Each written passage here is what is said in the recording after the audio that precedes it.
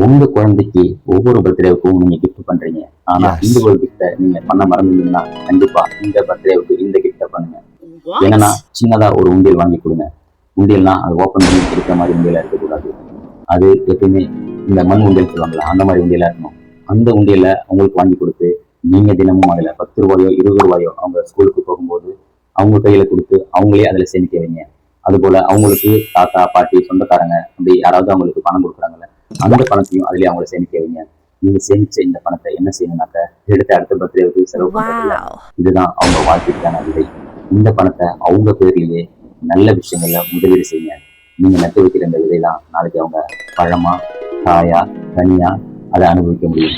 நீங்க செய்யற ஒரே ஒரு விஷயம் உங்க குழந்தைக்கு நீங்க விட்டுட்டு போற செல்லும் அவங்க கையாலே அவங்களுக்கு சேமிப்பு பழக்கத்தை கத்துக் கொடுக்கறதும் முதலீடு பழக்கங்களை கத்துக் கொடுக்கறதும் தான்.